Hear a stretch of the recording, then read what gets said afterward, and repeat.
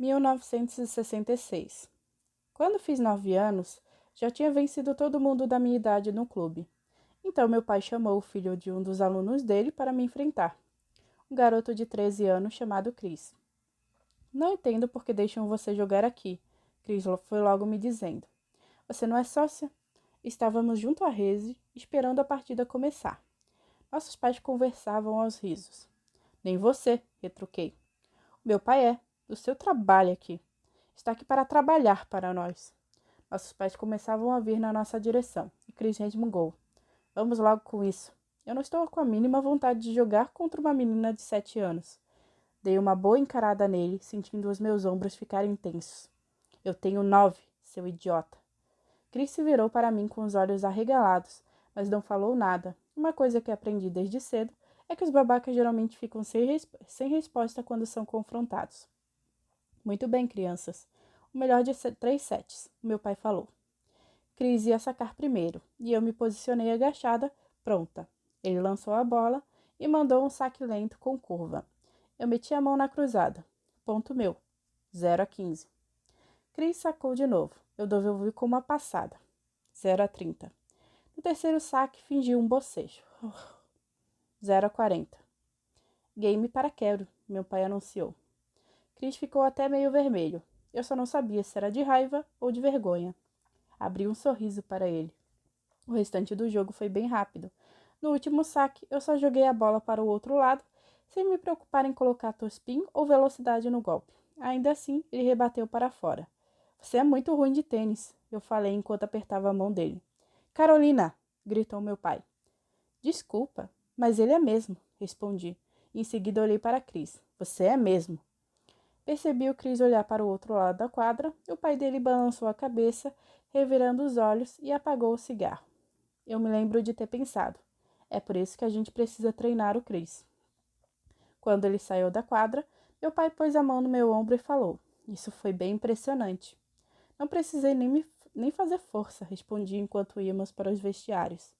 Ah, você deixou isso bem claro. E foi bem cruel também. Por que eu seria legal com ele? O garoto falou que eu era uma menina de 7 anos? As pessoas vão chamar você de um monte de coisas nessa vida, ele respondeu. Sempre vai ter alguém falando mal de gente como nós. Por que nós não somos sócios do clube? Perguntei, enquanto guardava minhas coisas. Meu pai deteve o passo. Porque nós somos vencedores. Não vire uma pessoa rancorosa, Carolina. Ele falou. Não deixe que ninguém determine como você se sente. Eu o encarei. Se eu disser que seu cabelo é roxo, significa que é roxo mesmo? Ele respondeu. Não, é castanho. E você precisa me provar que é castanho? Eu fiz que não com a cabeça. Não está na cara que é? Você vai ser uma das melhores tenistas que o mundo já viu. Carino, isso não está tão na cara quanto a cor do seu cabelo. Você não precisa provar nada para ninguém. Só precisa ser quem você é. Eu fiquei pensativa. Da próxima vez que você enfrentar um garoto como Chris, eu quero ver uma linda partida de tênis mesmo assim. Ele falou. Entendeu bem? Eu assenti. Está bem. E nós não choramos quando perdemos, mas também não contamos vantagem quando ganhamos. Bueno. Entendido. Você não está jogando contra o seu adversário. Entende isso, não é?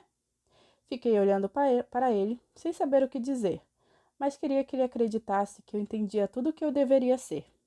Seria uma traição intolerável à nossa missão se eu estivesse confusa a esse respeito. Toda vez que você entra em quadra, você precisa jogar melhor do que da última vez. Você jogou seu melhor tênis hoje? Não, respondi. Da próxima vez, quero que você se supere. A cada dia você precisa superar o anterior. Eu me sentei no banco, ali, e fiquei pensando. O que meu pai estava propondo era uma tarefa bem mais difícil. Mas quando aquilo entrou na minha cabeça, não tinha mais jeito. Era isso que eu precisaria fazer. Entendido? Respondi. Agora vá pegar suas coisas. Vamos à praia. Não, pai, falei. Por favor. Não podemos ir para casa. Eu saí para tomar um sorvete. Uma menina da minha sala falou que tem um lugar com sorvete de casquinha ótimo. Acho que podemos ir até lá. Ele deu uma risada. Nós não vamos melhorar o condicionamento das suas pernas com sorvete de casquinha. Só podemos fazer isso. Fechei a cara. Correndo na areia. Sim, correndo na areia. Então, Vamos-nos! 1968. Depois de mais de 2 anos ganhando de todas as crianças da cidade, fomos procurados por Lias van der Berg, o principal treinador de tenistas juvenis do país. Ele estava treinando uma menina de 14 anos, chamada Mary Louise Bryant, em Laguna Beach. Mary Louise já estava começando a ganhar campeonatos. Tinha chegado à semifinal do torneio juvenil de Wimbledon naquele ano. Lias ligou porque todo mundo em Los Angeles anda falando de você. Meu pai contou enquanto pegávamos a pista sul da rodovia rumo a Laguna Beach. Eu estava de saiote de tenista e camiseta polo branca, com um cardigan creme por cima, além de meias novas e um par de tênis branquíssimos e imaculado nos pés. Meu pai tinha comprado tudo aquilo na semana anterior, depois lavou as roupas e separou para eu vestir naquela manhã. Quando eu vi os babados na bunda da calcinha de tenista que ia por baixo do saiote, fiquei olhando para ele, torcendo para que fosse alguma brincadeira. Mas, pelo olhar no rosto sério do meu pai, ficou claro que era sério. Então eu vesti. Ele está fingindo que é só um joguinho amistoso, continuou meu pai. Mas, na verdade, ele quer ver se você representa uma ameaça para Mary Louise. Já havia rumores se espalhando sobre o meu futuro. Eu sabia que ia começar a competir em breve, assim como existem adolescentes que têm a certeza que vão para a faculdade. E assim como no caso das universidades, eu achava que meu pai estava procurando um jeito de conseguir pagar por aquilo. Eu me remexi no assento, tentando dar um jeito de fazer com que o cardigan parasse de pinicar o meu pescoço. E eu sou uma ameaça para Mary Louise? Perguntei. É, respondeu meu pai. Eu abri a janela e olhei para o Oceano Pacífico passando sob nós. Quero que você pense no seu plano de jogo, meu pai falou. Mary Louise é 3 anos mais velha, então pode acreditar que é mais alta, mais forte e talvez até mais confiante. Como isso vai afetar a sua estratégia? Você tem 5 minutos. Tá, respondi. Meu pai aumentou o volume no rádio e concentrou na estrada. Em pouco tempo, o trânsito foi ficando carregado até parar de vez. Olhei pela janela e vi crianças na praia, brincando na areia. 2 meninas da minha idade estavam construindo um castelo. O abismo entre mim e meninas como aquelas, como as que estudavam comigo, sempre tinha sido considerável, mas me pareceu quase intransponível ali. Uma fração de segundo depois, o trânsito voltou a andar, e eu me perguntei por que alguém se daria o trabalho de construir alguma coisa usando areia, sendo que no dia seguinte não estaria mais lá e todo o trabalho seria perdido. Bueno, conta-me, meu pai falou. Qual é o seu plano de jogo? Se ela for mais forte que eu, vou ter que fazê-la subir a rede ao máximo possível e angular os golpes. E ela deve estar bem confiante, então preciso mexer com a cabeça dela logo de início. Se ficar preocupada em perder para uma menina de 11 anos, então com certeza ela vai perder para uma menina de 11 anos. Muito bem, ele falou, estendendo a mão espalmada para eu bater. Minha Aquiles, inigualável entre todos os gregos. Eu segurei o sorriso enquanto avançávamos pela rodovia. Maria Luísa ganhou o sorteio e escolheu sacar primeiro. Fui para a linha de fundo e bati na palma da mão com as cordas bem esticadas da raquete. Depois segurei o cabo e virei algumas vezes. Olhei para meus tênis novinhos, percebi uma manchinha de sujeira na ponta, então me agachei para limpar. Meu pai e Elias estavam sentados no banco. Elias tinha mais de 1,80 de altura, cabelos loiros e um sorriso que nunca chegava a fazer os olhos se apertarem. Ele apresentou meu pai como El Jaguar para Mary Louise, num tom que me incomodou. Mary Louise estava do outro lado da quadra com um saiote branco e uma blusa combinando com a faixinha do cabelo. Quando ficou totalmente de pé, deu para ver que era alta e magra, com o rosto anguloso e delicado. Talvez fossem os vincos perfeitos do saiote ou a maneira despreocupada com que ela segurava a raquete de madeira. Mas deu para sentir que, apesar de nós duas nos sentirmos em casa na quadra, vínhamos de mundos bem diferentes. Ela sorriu para mim e eu fiquei me perguntando se aquela não era a menina mais bonita que eu já tinha visto na vida. Eu não alimentava nenhuma ilusão de que era bonita. Era atarracada, tinha ombros largos e minhas panturrilhas e meus antebraços eram mais grossos do que o de qualquer menina da minha turma. Algumas das garotas mais populares, as que usavam os laços no cabelo e cardigan por cima do vestido, as que os meninos perseguiam no recreio. Me xingavam quando a professora não estava ouvindo. Quando entrei na sala um dia, Christina Williams cochichou bem alto para Diane Richards. Lá vai ela. Bum, bum, bum, bum, bum. Como se o peso dos meus passos fizesse o chão tremer enquanto eu ia até minha carteira. A turma inteira caiu na risada. Pelo menos eu não tirei nota vermelha na prova de matemática, que nem você, sua inútil. Falei enquanto me sentava. A turma riu disso também, mas aí Cristina começou a chorar. A professora percebeu e chamou nós duas para a frente. Quando fui pressionada, Cristina chorou ainda mais e negou que tivesse me provocado. Eu mantive a cabeça erguida e admiti o que tinha dito. E de alguma forma, a covarde se safou. E eu fui mandada para a diretoria, de onde ligaram para o meu pai, e ele foi me buscar e me levou para casa. Depois de ouvir a minha versão da história, meu pai me deu uma bronca e me mandou olhar no espelho. Ele me falou que eu era bonita. Bichona, só és hermosa. Procurei no meu rosto algum sinal do que ele poderia estar falando. Eu tinha pele morena e os olhos verdes da minha mãe. Tinha a cor do cabelo do meu pai. Mas meu corpo, as minhas feições, isso eu não sabia de onde tinha vindo. Queria ter cabelos cacheados iguais aos dos meus pais. E a altura da minha mãe, os pulsos finos, o nariz perfeito dela. Eu não tinha nada disso. Não sou nem um pouco parecida com a mamãe, eu disse por fim. Ela era inegavelmente linda. Seu rosto era seu cartão de visitas. É sim, ele respondeu, e forte como ela. Observei meus ombros largos e meus braços fortes. Por sorte, eu não precisava ser bonita. Meu corpo era talhado para a guerra. E graças a Deus, porque eu estava prestes a usá-lo para acabar com a raça de Mary Louise Bryant. 0-0, primeiro saque. Mary Louise lançou a bola para cima e mandou ver com a raquete. Enquanto corria para fazer a devolução, imaginei que minha melhor alternativa era tentar me antecipar e encurtar as trocas de bola. Mas, enquanto me posicionava, vi Mary Louise subindo a rede.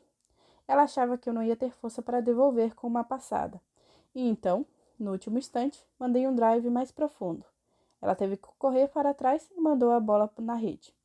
A primeira pontuação foi minha, 0-15. Olhei para meu pai enquanto voltava para a linha de fundo.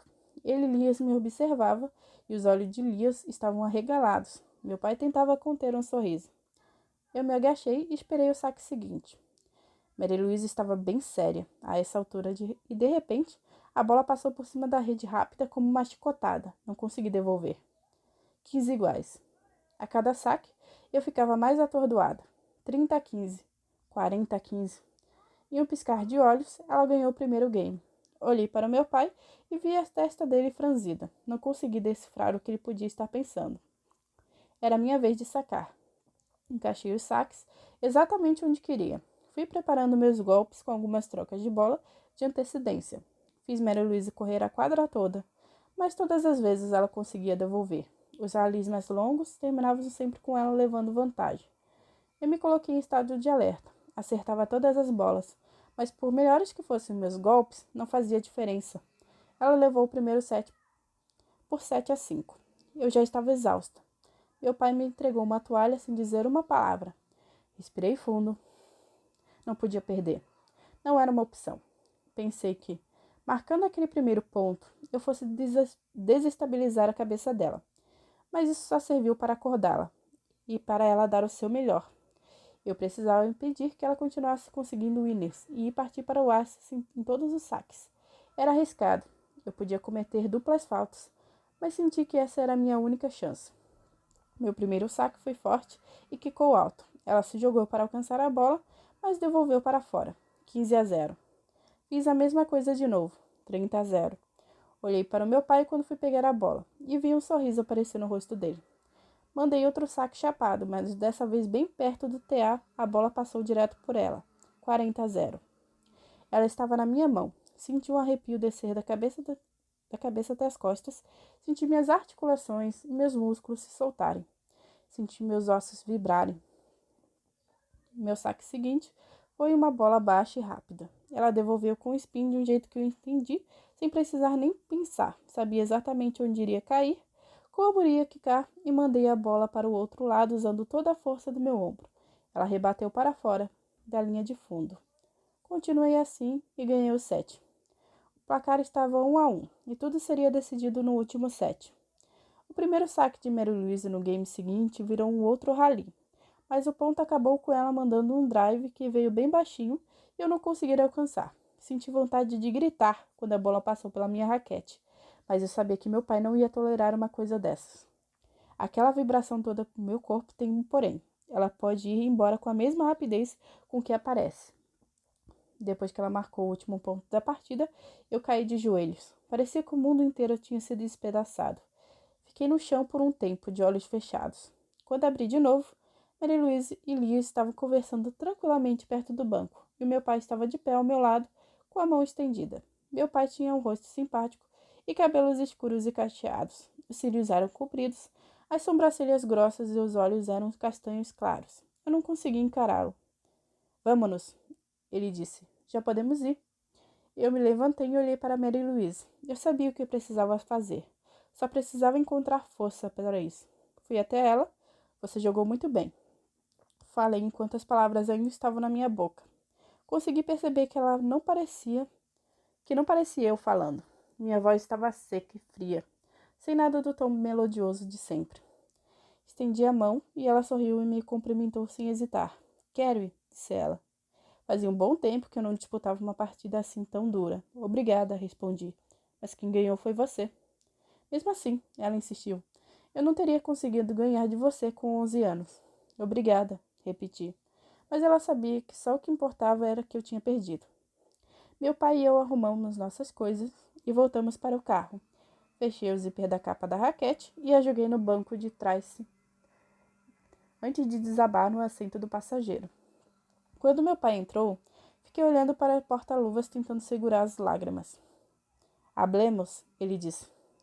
Você não devia ter me trazido para jogar com ela, eu falei, sentindo minha voz falhar.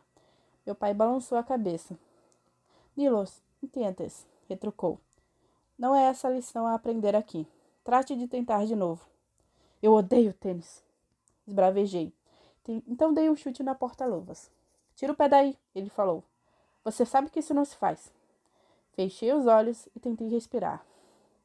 Quando abri de novo, não consegui encarar o meu pai. Olhei pela janela e vi do outro lado da rua uma mulher sair da casa e pegar a correspondência. Fiquei me perguntando se ela também poderia ter tido um péssimo dia, ou talvez a vida dela não fosse nada parecida com a minha. Talvez ela vivesse sem nenhuma pressão, sem aquela sensação de que tudo dependia de ser boa ou não em determinada coisa. Ela seria atormentada pela necessidade de vencer sempre, assim como eu, ou não precisava de nada disso para viver? Olhei para o meu pai, mas a princípio ele não se voltou para mim. Desconfiei de que finalmente tinha conseguido decepcioná-lo, mostrando que não era digna da fé que ele depositava em mim. Já acabou? Ele falou, quando se voltou para mim.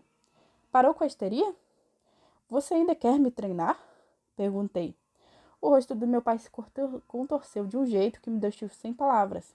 Ele balançou a cabeça e levou a mão ao meu rosto, limpando as minhas lágrimas com o polegar. Carino, como é que você pode me perguntar uma coisa dessas? Meu pai baixou os olhos até encontrar os meus. Estou mais orgulhoso de você do que nunca como pai e como treinador. Como assim? Eu sei que você está chateada porque perdeu o jogo, ele comentou. Eu perdi, falei. Sou uma perdedora. Papai balançou a cabeça, ainda com um sorriso no rosto. Você é parecida demais comigo, Ija. Mas preste atenção, por favor, ele disse. Eu me concentrei tanto em ensinar você a ganhar que acabei não explicando que todo mundo perde nos jogos. Eu não sou que nem todo mundo, eu tinha que ser a melhor. Meu pai assentiu. E vai ser. Você provou isso hoje. Foi a melhor partida que você já fez na vida. Eu o encarei. Você já tinha acertado tantos drives que ficaram quase na linha de fundo como hoje? Ele perguntou. Não, respondi. Você já tinha feito 3 aces seguidos que nem hoje? Comecei a bater o pé no chão do carro enquanto ele falava. Não, eu disse. Meu primeiro saque estava entrando muito bem hoje. Você estava com tudo, Carino, ele falou. Alcançou a bola em quase todas as jogadas. Tá, mas aí acertava na rede.